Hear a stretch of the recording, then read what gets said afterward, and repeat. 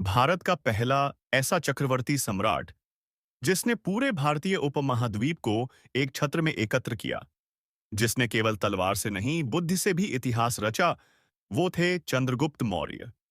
340 ईसा पूर्व में मगध, आधुनिक बिहार के पास, एक साधारण परिवार में चंद्रगुप्त मौर्य का जन्म हुआ।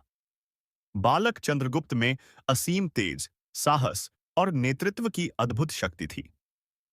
उनकी प्रतिभा को पहचाना महान आचार्य चाणक्य ने, जो तक्षशिला के विद्वान और राजनीतिज्ञ थे। चाणक्य ने उसे अपनाया और शिक्षित किया, साथ ही राजनीति, युद्ध कला और कूटनीति में भी निपुण किया। यदा धर्मो हि अधर्मेण जयते, तदा चक्रवर्ती अवतरति। जब धर्म पर अधर्म भारी हो जाए, तब एक चक्रवर्ती जन्म लेता है। नंदवंश मगध पर अत्याचार कर रहा था। धनानंद एक क्रूर, अहंकारी और जनविरोधी शासक था।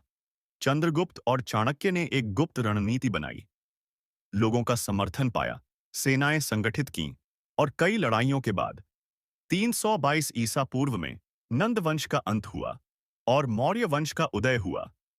अब चंद्रगुप्त बन गए सम्राट चंद्रगुप्त मौर्य। उन्होंने मौर्य साम्राज्य की नींव रखी, जिसकी राजधानी पाटलिपुत्र बनी। उन्होंने सिकंदर के सेनापति सेल्यूकस को हराया और उससे अफगानिस्तान और बलूचिस्तान का क्षेत्र जीत लिया।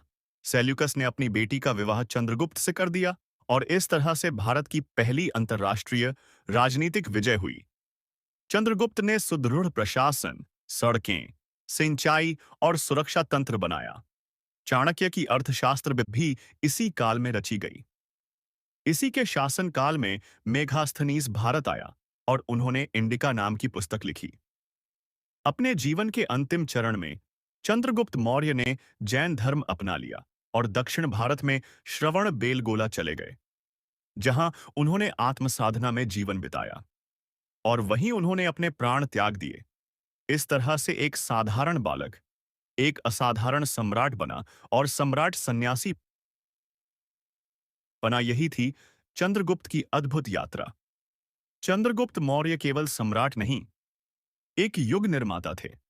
भारत के पहले ऐसे राजा जिन्होंने अखंड भारत का स्वप्न केवल देखा ही नहीं बल्कि रचा भी था। ऐसे भारत के युग पुत्र को कोटि कोटि नमन। राधे राधे।